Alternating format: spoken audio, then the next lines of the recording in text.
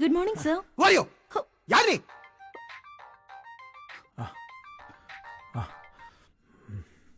Hello dot. Gautham, நான் daddy பேசுறப்பா. சொல்லுங்க daddy. நீ ஹனிமூன் போனப்ப உனக்கு ஒரு செக்ரட்டரி நியமிச்சேன்ப்பா. ரொம்ப பிரில்லியன்ட்டான கேர்ள்பா. நம்ம கம்பெனிக்கு ரொம்ப யூஸ்ஃபுல்லா இருப்பா. சுவேதான்னு பேரு. எம்காம் படிச்சிருக்கா. Okay daddy. உனக்கு நல்ல ஹெல்ப்ஃபுல்லா இருப்பாப்பா. ஹனிமூன்ல பிஸியா இருப்பேன்னு உனக்கு செக்ரட்டரி நியமிச்சேன். பாத்துக்கோ. Okay daddy. போன் வச்சிரவா? வச்சிருங்க. Sir. You Shweta? Yes sir. MCom படிச்சிருக்கீங்க. Yes, sir. உங்களை பத்தி எல்லா டீடைலும் டாடி சொல்லிருக்காரு. அப்படியா? சொல்லுங்க.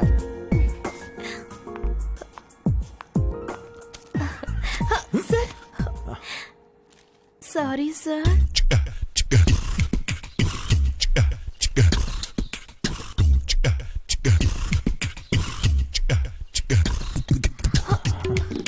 Sorry sir. ரொம்ப sorry okay, all right. Sir. இதுல ஒண்ணு, அப்புறம் இதுல ஒரு கையெழுத்து போடுங்க.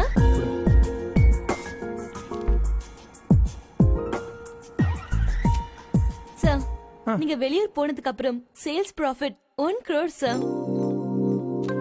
வாவ், நீங்க வந்ததுக்கு அப்புறமா? ஒவ்வொரு மனுஷனும் தப்பான சூழ்நிலையில தான் தவறான மனுஷனா மாறுறான். ஆபீஸ்ல டென்ஷனா இருந்தப்போ அன்னைக்கு தான் சுவேதாவை சந்திச்சேன். ஐஸ்வர்யா மேல இருந்த ஆசையெல்லாம் சுவேதா மேல மாறிச்சு.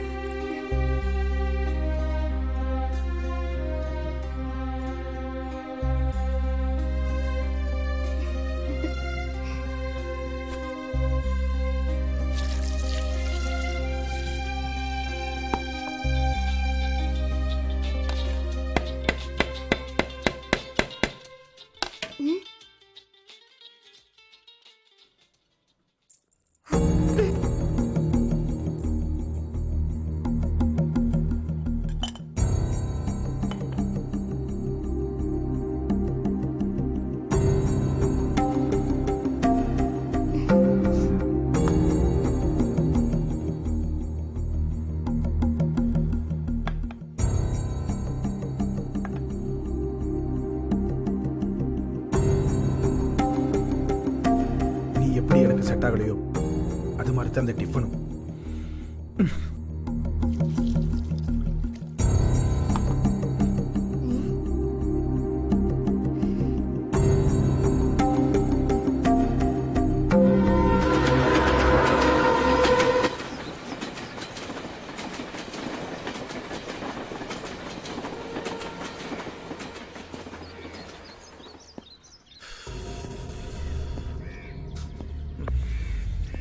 என்னங்க இப்பவே இதெல்லாம் பண்ணணுமா?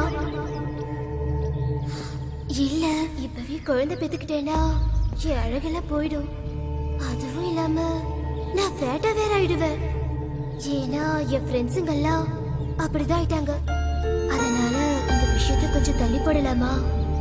ஐஸ்வர்யாவை இதுக்கு மேலேயும் கன்வின்ஸ் பண்ண முடியாம தவிச்சுக்கிட்டு இருந்தேன். அவ சொன்ன வார்த்தைகள் எல்லாம் மறக்க முடியாம மீண்டும் மீண்டும் என் ஞாபகத்துக்கு வந்துச்சு. நான் சொல்றேன்ல, கொஞ்சம் புரிஞ்சுக்கோங்க. என்ன எவ்வளவு நேரமா எம்டி வரல? மீட்டிங் வர டைம் ஆயிடுச்சு.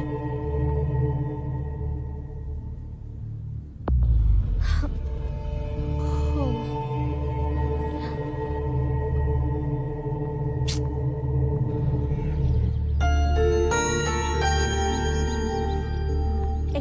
Morning sir. சார், பாம்பேல இருந்து பிசினஸ் மேன் வந்திருக்காங்க. ஆல்ரெடி 1 மணி நேரம் வெயிட்டிங் சார். சார், இந்த மீட்டிங் சக்சஸ் ஆச்சுனா 1 crore profit sir. Meeting cancel பண்ணு. சார், என்ன சார்?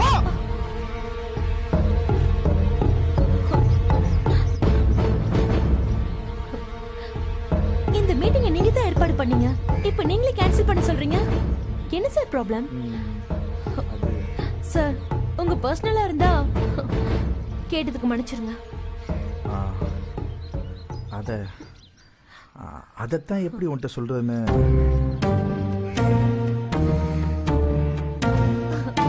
நீங்க நல்ல ஜாலியான கேரக்டர்னு கேள்விப்பட்டேன்.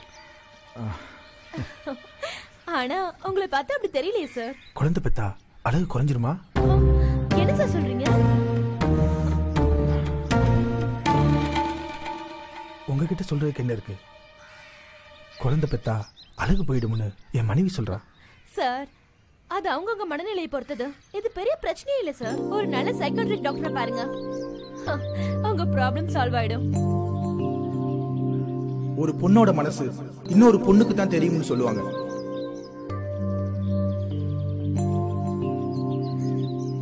இந்த பிரச்சனைக்கு விடை தெரியணும்னு சுவேதா கிட்ட எதை பத்தி யோசிக்காம உடனே கேட்டேன்.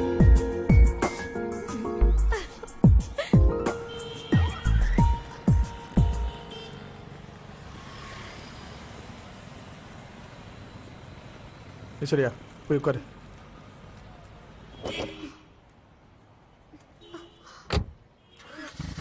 டிரைவர் வண்டி எடுப்பா.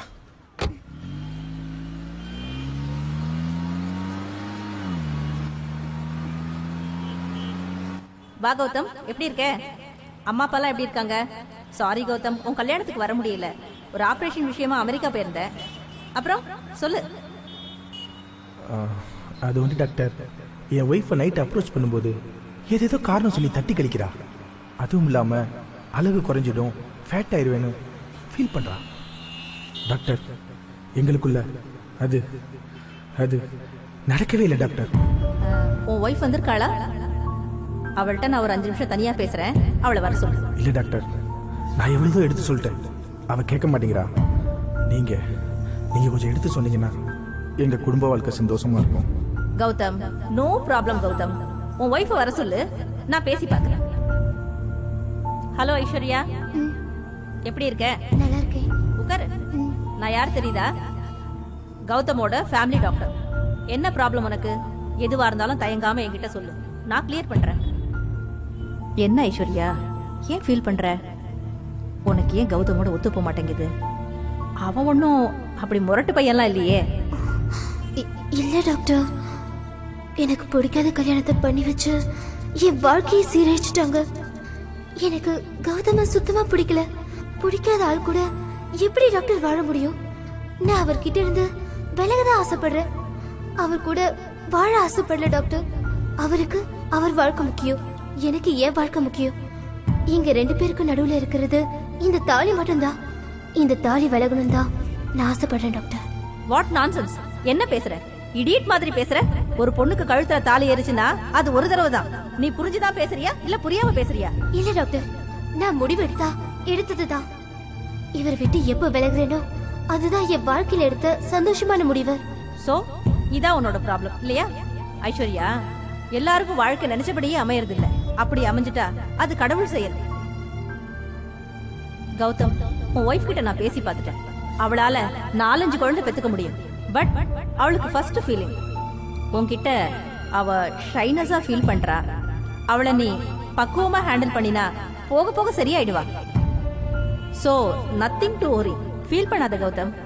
எல்லா பெண்களுக்கும் வர்ற அந்த ஃபர்ஸ்ட் நைட் தயக்கம் தான். சின்ன பொண்ணு இல்லையா, போக போக நீதான் அவளுக்கு எல்லாம் பக்குவமா எடுத்து சொல்லணும் கௌதம். ஓகேவா? Okay doctor. டாக்டர் என்ன சொன்னாங்க? ஒன்னு சொல்லல.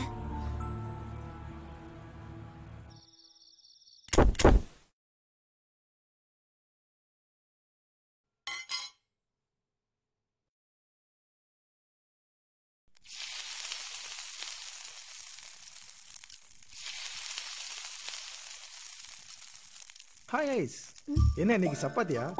சாஃப்டா இருக்கு. குட்.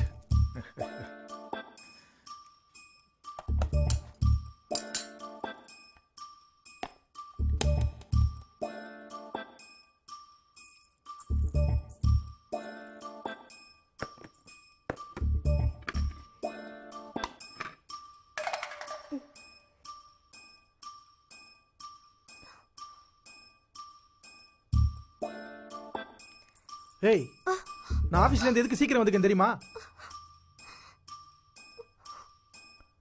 அதான் இப்ப எந்த பயமும் இல்லைன்னு சொன்னாங்களப்பா.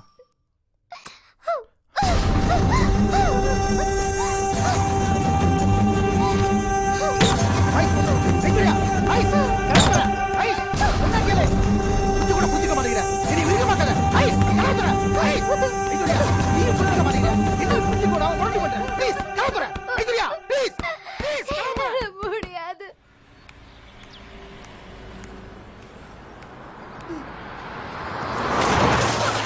Idiot! ஹாய் ஸ்வேதா, என்னது? ஒரு கார்கார சேர் அடிச்சுட்டு போயிட்டான். சரி வாங்க, உங்க வீடு எங்க இருக்கு? எனக்கு வீடு கிடையாது, எனக்கு ஹாஸ்டல். ஹாஸ்டலா? ஆமா. நீங்க ஆபீஸ் வேற போகணும்ல? ஆமா. சரி வாங்க, நம்ம கம்பெனி கெஸ்ட் ஹவுஸ் இருக்கு, அங்க போய் ட்ரெஸ் சேஞ்ச் பண்ணிட்டு ஆபீஸ் போலாம்.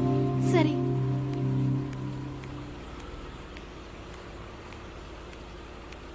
ப்ளீஸ் போலாமா? போலாம்.